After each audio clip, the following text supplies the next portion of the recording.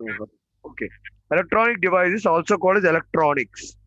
It deals with two types of materials which we already know, the metals and non-metals, or metals which actually conduct heat and electricity, and those type of materials which don't conduct heat and electricity, like ceramics, which are also called insulators. Now, these Okay. electronics or So electronic basically, devices, huh, so Vishal? basically, insulators and conductors. These are not conductors but not non-conductors. Intermediate. They are intermediate between conductors and non-conductors. They are also called as semiconductors. Semi. Oh, okay. I learned this in solid state. Yes, correct. In chemistry, Solid solid state. state, this is there. So it is called as Yeah. semiconductors. Yeah. Okay. So what are semiconductors? We know in our Semiconductors are those which do not conduct which barely conduct electricity or barely heat conductors. They do they not are completely conduct actually them. They don't insulators. heat They them are as well. actually insulators at room temperature, but at heating to a little bit, what happens? They become conductors. Yeah, They they become conductors. they turn out to become conductors upon heating, or when the temperature rises to a little higher than the threshold value, which is also called as the cut-in voltage. I will tell you that. When that happens, what happens is they become pure conductors. But that also, they don't obey Ohm's law. They simply don't obey. So semiconductors are basically non-ohmic, Okay, non-ohmic conductors. got it. They are non-ohmic. They don't follow V is equal to IR. They don't obey this law. They have a non-linear property. They have non-linear property between, Got it. what is this non-linear property means? When you plot a curve on the x-axis and y-axis such that the voltage is on the x-axis or the potential difference on the x-axis, and when you plot current on the y-axis, in general, if it's a metal, then this should be the line, linear line. But these are for metals, okay? But when you plot the same curve with a V on the x-axis and I on the y-axis, what happens? You won't get the straight line curve. What you're going to get is very strange. Up till 0.7 volts for germanium, germanium and silicon. There are two types of semiconductors, germanium and silicon. For germanium, 0.772, not even 0.7, Sir, 0.72. I'm unable to hear you. No, no, hello, no, hello. Can you hear now? Yeah, I can hear you now. Yeah. For germanium, GE, up till 0.72 volts, there is no conduction. Suddenly at 0.72, what happens? Conduction starts taking place. That means current starts coming. And do you know what happens? It is a parabolic curve like this. It's a parabolic curve. Suddenly the current increases, and the current is, of course, proportional to V, but it doesn't obey V is equal to IR. It doesn't obey V is equal to IR. So it obeys some other law. And that is non-linear. This is non-linear. This is for germanium, which is a non-linear relation. Non-linear relation or non-linear curve. That is the peculiar property of silicon and germanium both. See, for silicon, if you plot the same curve, what happens? This voltage 0.72 is called as cut-in voltage. In cut-in voltage of that semiconductor. Cut-in voltage of that semiconductor. For germanium, the same thing if you plot to for silicon, what you will get is for silicon, it will be zero point 0.3 itself. At 0.3 itself, the cut-in voltage is such that at 0.3 till 0.3 there is no current, but at 0.3 suddenly the current will start rising up. And if you observe this curve, one more property in this curve is that from one level to another level, from one level to another level. That is, one part of the curve is linear. This is the linear part of the non-linear curve. From here to a little bit ohmic nature obeys.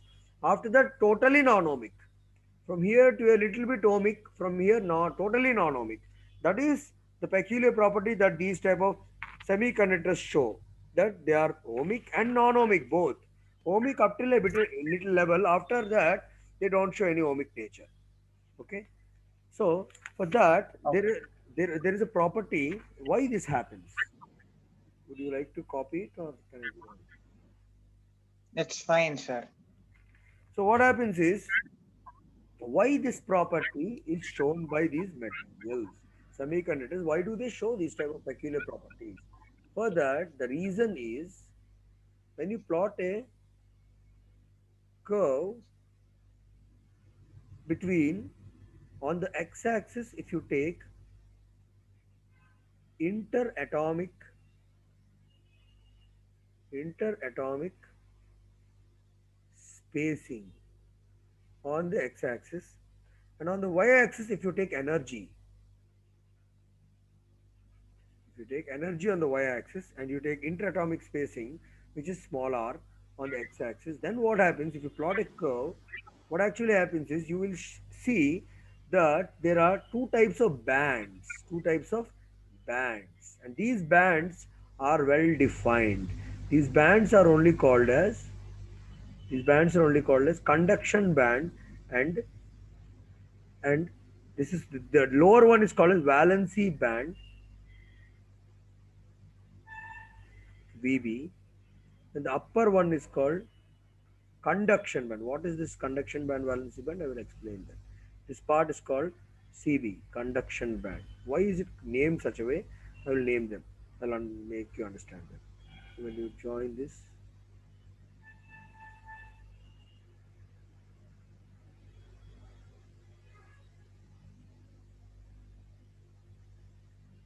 this is how the curve will look like. Here onward, straight line. Okay, these are 3s2 and these are 3p2. What are these 3s2, 3p2? All that I will explain now. One straight line like this, another straight line like this, another one like this. This is 1s2, 2s2, 2p. What are these bands and all that? To understand that, you have to know. Let us take carbon once, then you will understand. What is carbon? It is having the number, atomic number 6. Of course, atomic mass is 12. We are not bothered about this. C6. What happens to carbon? If you see the electronic configuration of carbon, it is 1s2, 2s2, 2p. This is there in chemistry. 2p2. It should have been like this. But what happens is, if you see the innermost configuration, to the px, py, and pz are there. Here actually one electron should have been there, and pz must have been 0. Is it or not? This is how it should be. This is how. But Pauli's exclusion principle and Aufbau principle doesn't allow this way. They say that half filling is more stable than empty orbitals. So that is the reason one electron from this 2s2 will jump to the 2bz, and they form a hybridized s. They form two sp3 hybrid orbitals. Hybrid, 2sp3 hybrid orbitals. So they will form sp3 hybrid orbitals. The sp3 hybrid orbitals are all having degenerate energy levels. So that the new configuration will be 1s2, then 2s1, then 2px1. This is all 2p, huh? 2 right there. 2px1, 2py1, 2pz1. This is how the new electronic configuration will exist. Okay. This is how the new electronic configuration will exist. 2s1, 2px1, 2py1, 2pz1, and 2s2. So this is the new electronic configuration, such that, now see, all are half filled. All are half filled. So this is more stable. The same way, Just below carbon, you have silicon. Just below carbon, you have silicon. Silicon also shows this type of tetravalency. Silicon also shows like carbon only, it behaves like carbon. In the periodic table, if you see silicon, its position is just below carbon. That is the reason it also shows tetravalency because silicon number is 14. Silicon's atomic number is 14. If you write that electronic configuration, it is 1s2, 2s2, 2p6. How many filled here? 10 over. Next is 3s2, 3p. How many should be there? 4. Correct or not? But this 3s2, 3p4 will become degenerate and it will take as 3s1, then 3px1, 3py1, 3pz1. This is how the new electronic configuration will become, and they will become degenerate orbitals. That is how they get that silicon gets tetravalency.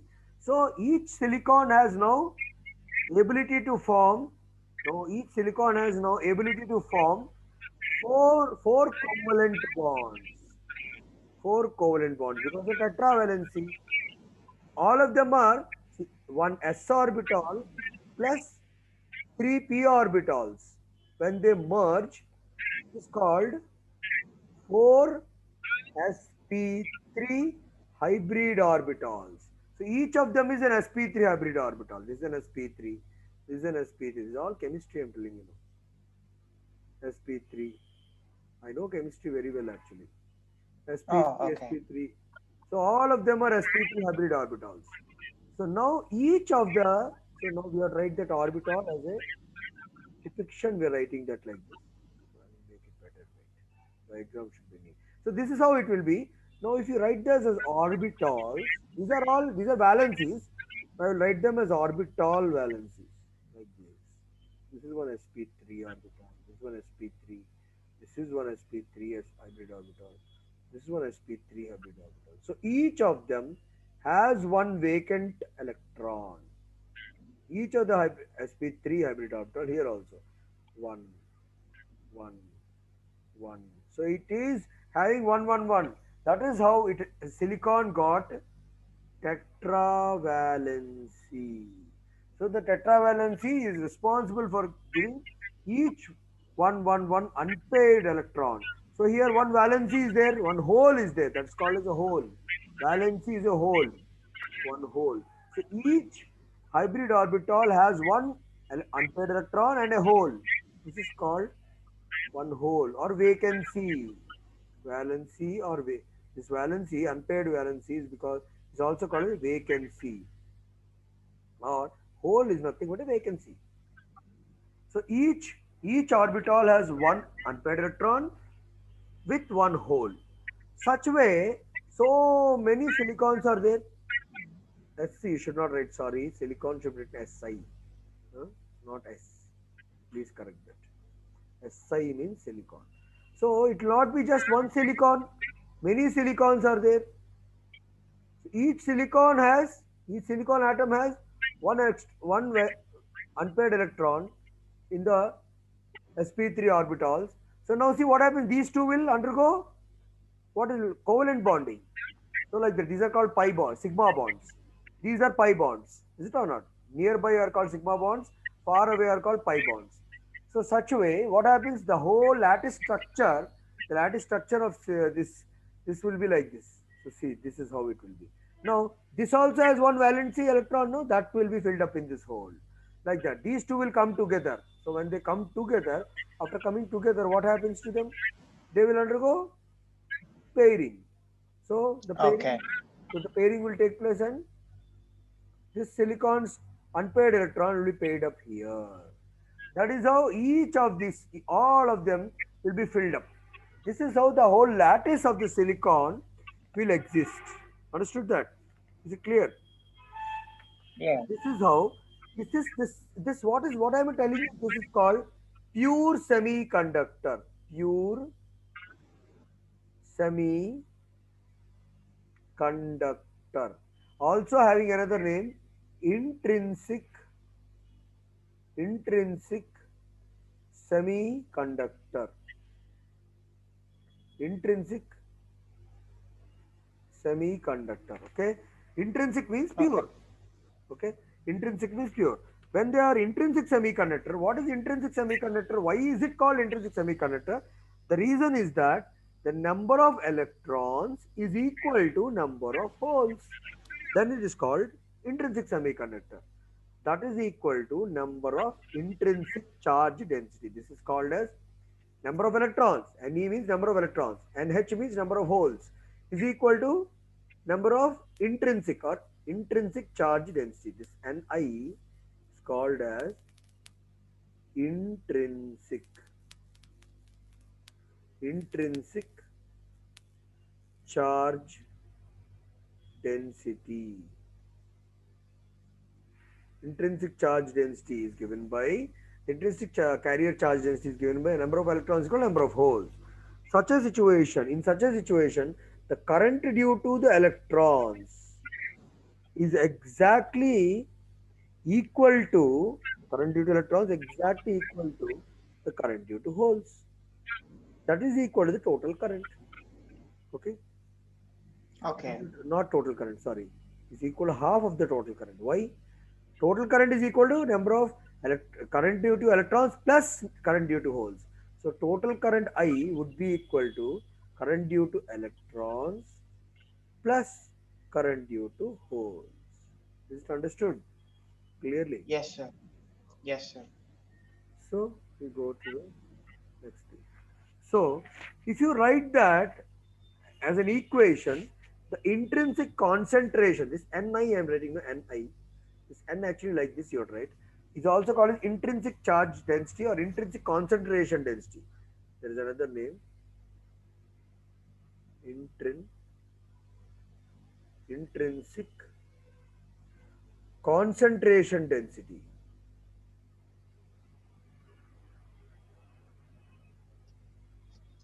Got it.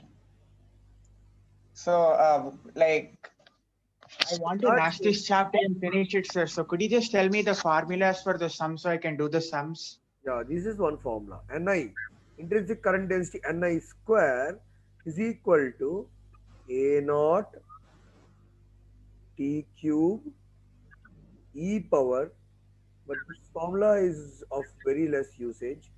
We're just going to write it but not going to use it much anyway. This is just a formula you have to remember. Okay, this is So, one can't you formula. just write Ni is equal to root over A naught T cube Exactly. E? Yes, correct. And root over a naught t cube e power that whole Okay, thing. let me just write this down. What is Eg? That is very important. What is this Eg? The graph I drew, Example. no? Oh, that graph I drew, right? Like this. Yeah. There is a gap between the energies. That is Eg, or the Oh, energy energy gap. gap. Energy Energy gap. Yes. gap between conduction band and valency band. By the way, what is valency band? Conduction band is the upper band where actually electrons are really participating in conduction. Valency band are the available unpaired electrons which are not yet ready for conduction. Okay, they are not yet Okay. ready for conduction, but these are ready for conduction.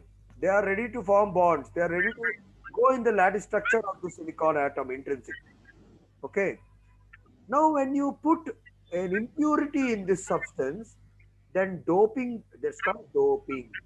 When you put an impurity into this semiconductor silicon lattice structure, then it's said to be doping. When you do doping, the intrinsic semiconductor with dopant is called extrinsic semiconductor. Okay. Sir, wait, is this E, I mean, A naught T cube E power E minus G, I mean, E power Eg, minus EG by KT? yes, it is like this E So, power so it's divided by KT. divided by Eg by kT. Oh, sorry, you got it wrong. You are not able to understand this writing. I think. Wait, I'll rub this and write neatly. E power only whole of this is there. Eg by kT. Is it clear now? Yeah. E by kT is in the power only. Okay, is that clear? Yes, sir. Right. So yeah, extrinsic means silicon plus dopant. The dopant may be p type or n type. Okay, we're going to study that p type n type now. P-type semiconductor, N-type semiconductor. There are two types of semiconductors. I'm not going to tell in detail the process of doping and all that. Just we are going to understand a simple thing. Silicon, Okay. silicon, silicon, all are silicon.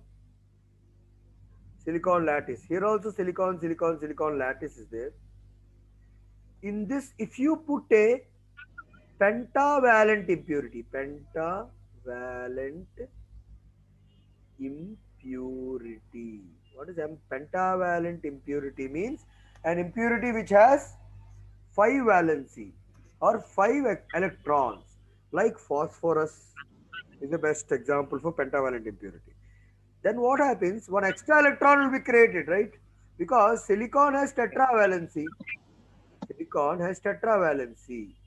Now you have kept silicon has tetravalency and you have applied pentavalent phosphorus. So pentavalent phosphorus, what does it do? For example, if you take phosphorus, you can take gallium also. So if you take phosphorus, because it is well easy to understand that phosphorus has 5 as its plus 5 state. If you take pentavalent phosphorus, one Got it. one electron of phosphorus, one electron of silicon will undergo pairing. Similarly, another electron of silicon here, one more silicon will exist here. So one electron of this phosphorus will undergo pairing with this silicon. Okay, happy. Here also the same thing will happen. Here also the same thing will happen. But one extra electron is there, right? Where will Yes, sir. that be? It will just stay there only in the lattice structure. So it will create more electrons as free electrons. These are free electrons. So this extrinsic semiconductor is n-type, n-type. It is n-type. Okay. This extrinsic semiconductor is said to be n-type semiconductor. Okay. Now this side, p-type semiconductor now we will study. See, this is extra electron. That is why n type. N type is negative type. That's all. Negative type. Why negative? Because electrons are extra. Understood? Extra electrons are Yeah. there in the free lattice. Whereas p type means each silicon underwent a bond with another silicon. Okay, happy. Now this silicon, if you give a pentavalent, you gave here. No, you gave a trivalent impurity. Trivalent. Trivalent means aluminum, for example. Aluminum We. has three. You put an aluminum here, what happens? Trivalent. It is trivalent. It has three electrons in the outermost shell. Means in the outermost orbital, three electrons are there, and the other orbital is having a hole.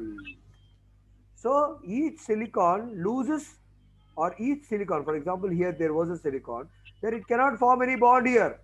That is because it cannot form any bond. Yeah, because it already has it filled, completely filled.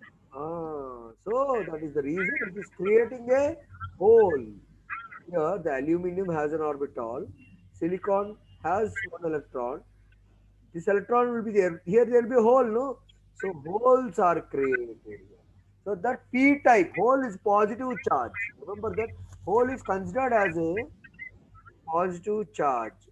So we have created a positive type or p type, p type semiconductor we have created successfully. Is it understood? Yes, sir. Got it. Ah. So n type we This is created p type. basic chemistry. Oh, that's like chemistry only, yes. Here in n type, what happens? Ne, the number density Ne, or the electron density is very high. The electron density is the number density Ne is almost equal to capital ND. Is Okay. very very greater than n of holes. Number density of electrons is very very greater than number density of holes. That's it. Here what happens reverse. Number density of holes is very very greater than number density of electrons. That's it. Understood? Got it. Here number density of electrons is more than holes. Here number of holes is more than Over here, volts is more than number of electrons. yeah, that's it. Is it understood? That is because these are Yes, positive sir, I type, these got it. are negative type. That is the reason. Okay, is it understood? Right. So now one small problem, one formula is there which you are supposed to know.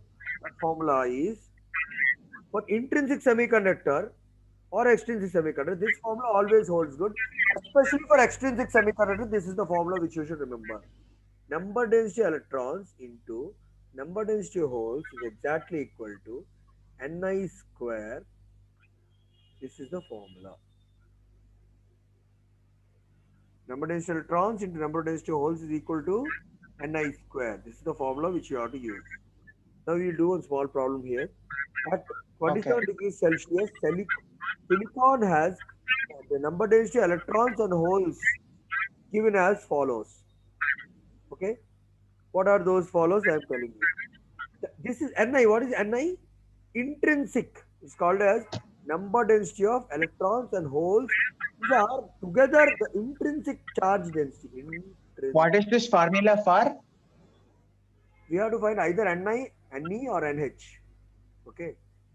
So Ne or NH or Ne. What is Ni? I will tell you each of them. Wait. Intrinsic charge density is given by Ni. What is NH? Charge density of electrons.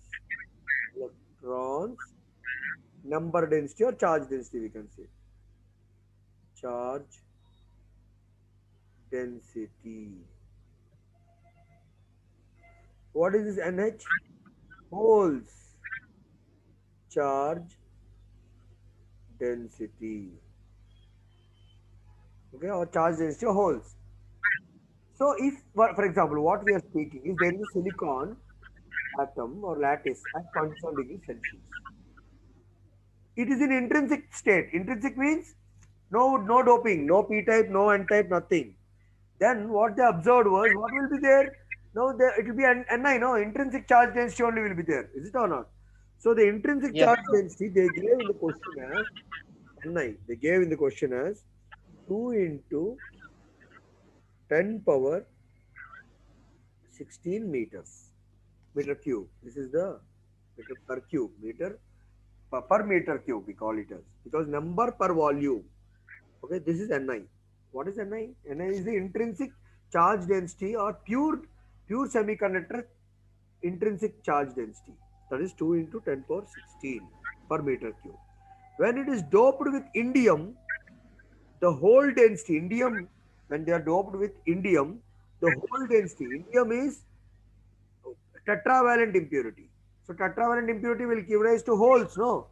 Indium is a tetravalent impurity. Indium will be in plus 3 state. So that is why it has a hole, extra hole will be there. That extra hole will be created because of only this is a trivalent impurity and silicon is tetravalent. So trivalent impurity when it tries to pair with a tetravalent silicon lattice, one hole will be created. So NH they are giving. NH they gave in the question as 4 into 10 power 3, sorry, 10 power 22 per meter cube. Now imagine if this was doped with a pentavalent impurity like phosphorus or gallium, what would happen to this Ne will create? Is it or not? Ne. What is that Ne? If Yes. at all we dope with a pentavalent impurity, we are definitely sure that it will become N-type semiconductor. Now it is a P-type semiconductor. If it is a P-type semiconductor, NH is this. If it is N-type semiconductor, what is it that they are asking? What is the simple thing? This into this you multiply equal to this square you do. Understood? You're going to do that. So N E into NH is equal to Ni square. What is Ni square? Ni intrinsic. 2 into 10 power 16 meter cube. No need to write that. Whole cube. Sorry, whole square. Whole square. That is equal to we have NH or NE. What we have, what we are asked. We have NH, we don't have NE. So NE, we write it as NE. NH, we know, they are given in the question. 4 into 10 power 22. Can you solve this? So 4, 2 twos are 4. Right? Open the square. 2 into 2 into 10 power 10 60. power 32. Very good. 32. Very good. So that will be NE into 22 over here. You can cancel this 4 and this 4. So you can cancel the 4s. yes, very good. So you will get NE. Ne is equal to 10 power 10. 10. Yes. That is the important what? Per meter cube. So meter cube minus 3. This is Sir, the so the formula for this is Ni square is equal to Ne into H. What is that? NH. NH. NE into NH, man. Ne. NE. Oh, that's NH. Okay, okay. Okay. Sir, what's this formula for though? This is the formula to measure. They will ask you one of them. They will give you either they will give you NE or NH, or they will give you both and ask you to find intrinsic charge density, or they will give you intrinsic charge density and they will say if it was doped with pentavalent. When they say pentavalent, that means it is Ne. They will ask you to find NH. So either of the three parameters, one of them, two of them they will give, to one of them they will ask you to find. Understood this? Sir, but what is this for though? This formula, the name, Charge density is formula. charge density. Okay. Charge density formula or charge concentration formula. That is the best word to say. Charge concentration formula. Okay, is it clear? Yes, sir. Now, one p-type semiconductor and one n-type semiconductor, if you put together, what happens is this is a p-type semiconductor, this is n-type semiconductor. If they are put together, what would happen is p-n junction diode will create. All that happens, the process and all that I'm not telling. Okay, p-n junction diode is simply p-type plus n-type. Okay, p-n junction diode. What does a PN junction diode do is it acts like a switch, it acts like a bypass, and it acts like a cut-in voltage source. So in PN junction diode, we have a cut-in voltage. Just now I told you what is a PN junction diode. If the PN junction diode was made up of silicon alone, then what would its cut-in voltage be? 0.72.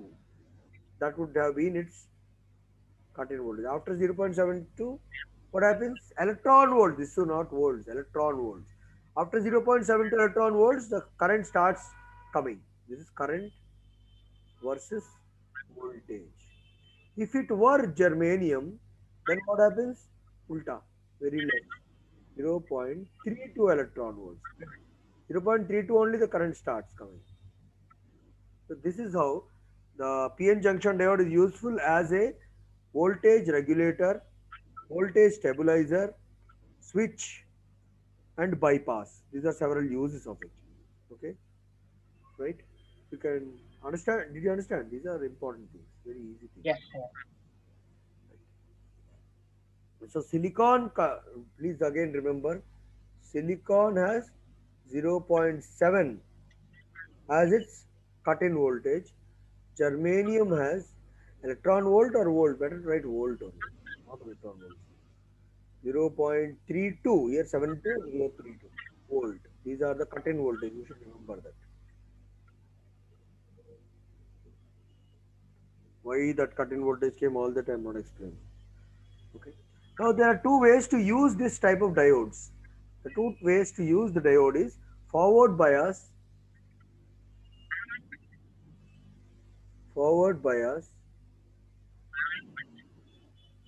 FB, and reverse bias RB.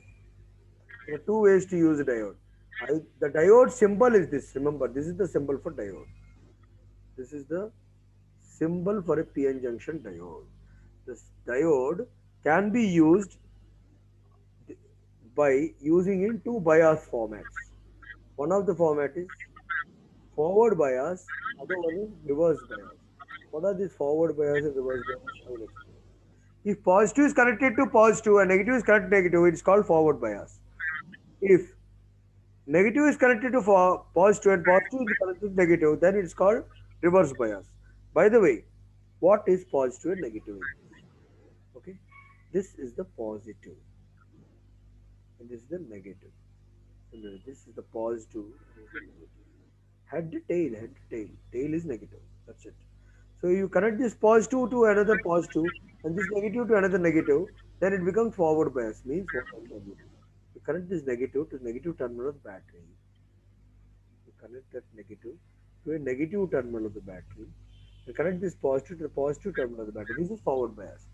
And if this negative is connected to the positive terminal of the battery, and positive is connected to negative terminal of the battery, then what happens? This is reverse bias. Reverse bias.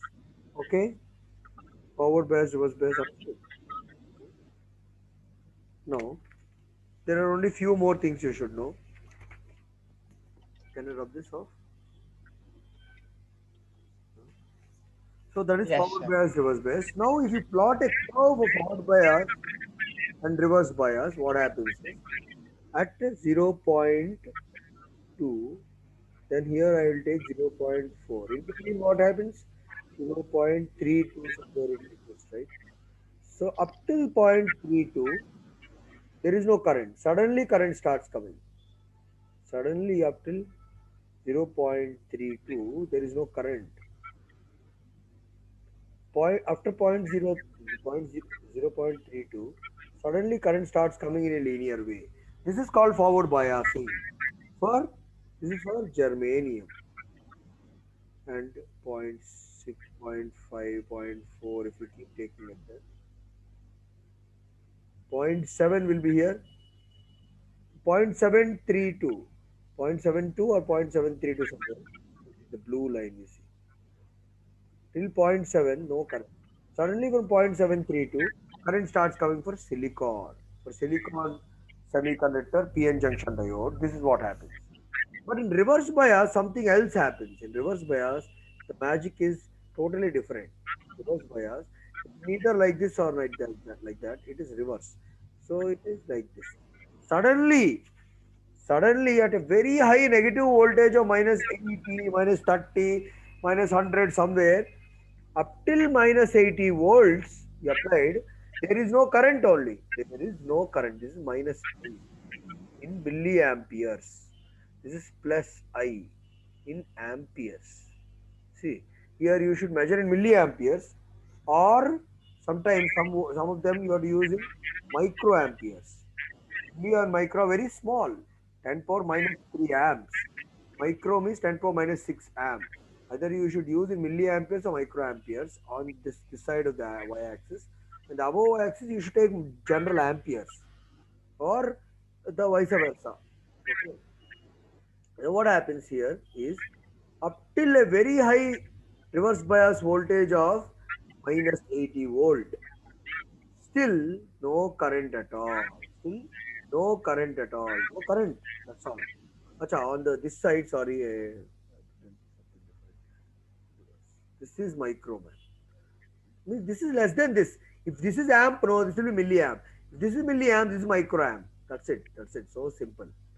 So what you should write is here you write milliamps. Then what will you have to write here? Even lesser than that, microamps. Similarly, here if you write amps, here you should write milliamp. That's it. That's the only thing I have to tell you. So what happens up till minus 80 volt, no current. Suddenly current starts coming. So this region is called as knee. It's like a knee, no? Your leg sneeze. Knee voltage. Knee voltage. It's like a knee voltage. Below the knee voltage, suddenly, and the knee voltage also I have not drawn properly neatly. Below the knee voltage, the current, let me rub it once.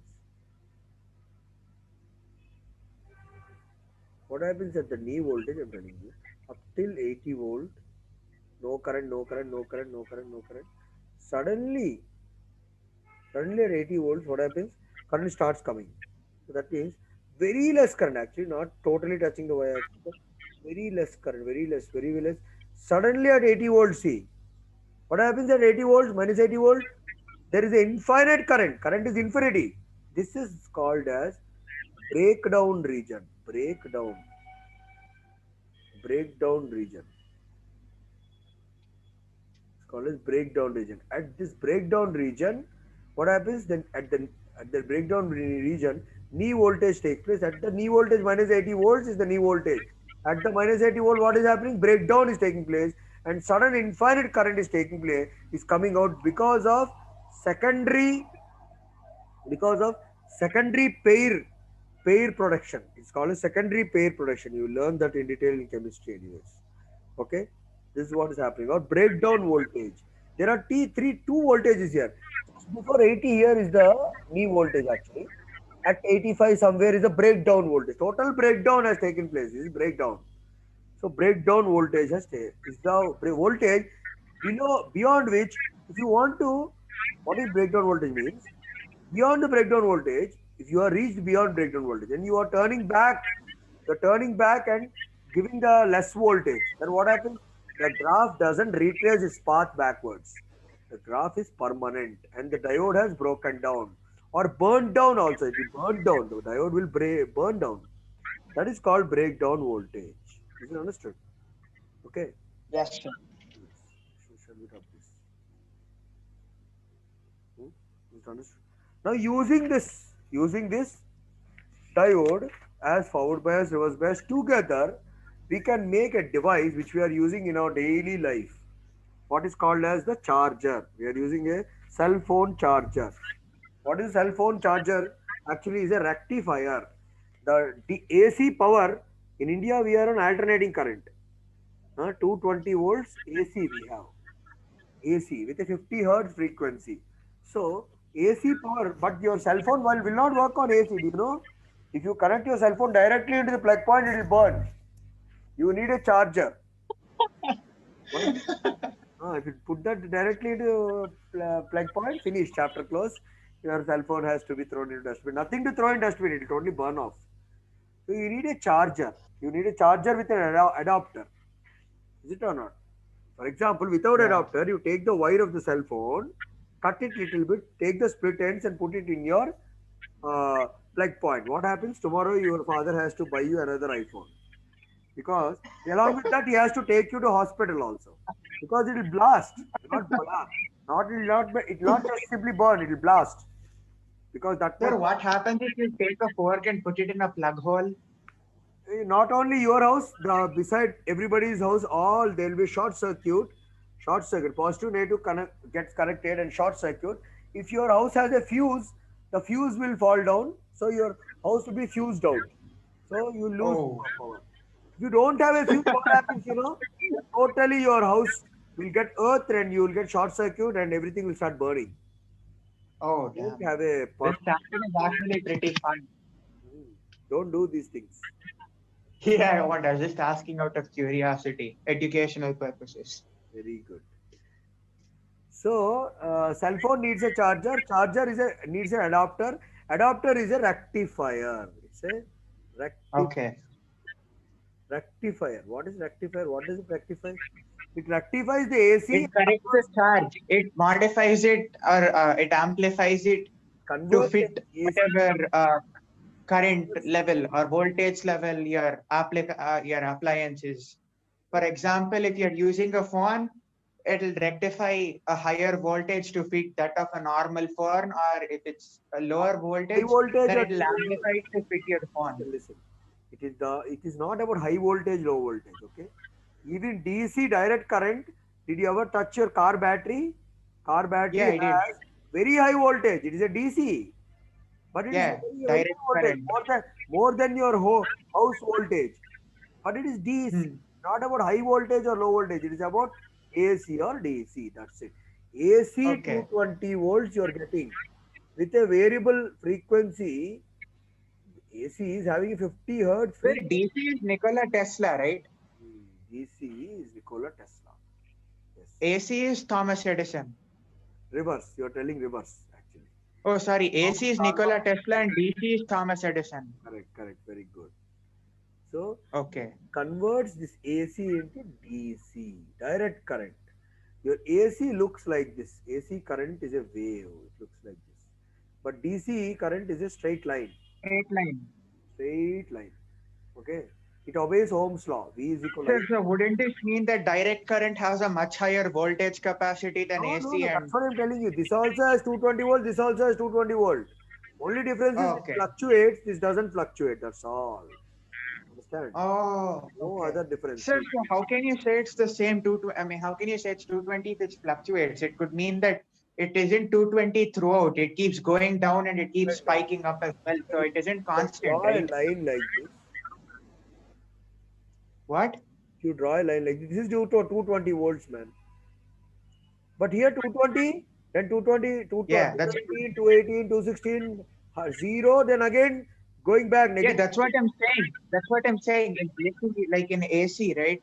The wave current, if it has something related to wave currents, then it doesn't mean that it's constant. It keeps staggering, it keeps going down, it keeps going up. So it won't stay as a constant value, right? That is what I'm telling you. It goes up and down, but with a frequency Yeah, of yeah, 50 yeah. hertz. So With a frequency of 50 hertz, this thing fluctuates up and down. But here, it no. will go to 20, it will go to 30, it will go to 40 sometimes. Sometime, but the time also well defined actually. Yeah.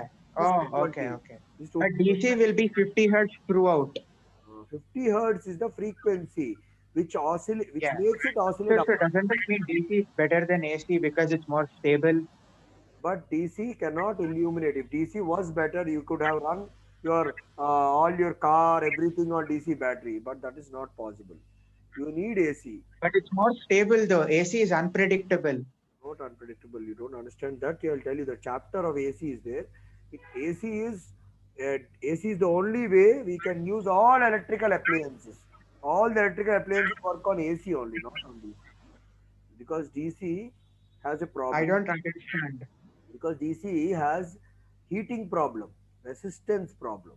AC doesn't. Oh, because it keeps going at the same voltage, it'll get overheated quickly. Yeah, yeah. That is the reason. AC. Several other reasons are also there. AC is better than DC.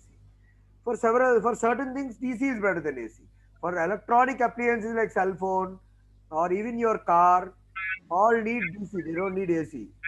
They need DC battery. They don't need a AC source. They Yeah, need, yeah, they need DC exactly because because your, if you use AC for a car, the mileage itself will be staggering. It will be completely inconsistent. your exide There'll be battery you are using several in your car. No, inconsistencies. Yeah. you are using exide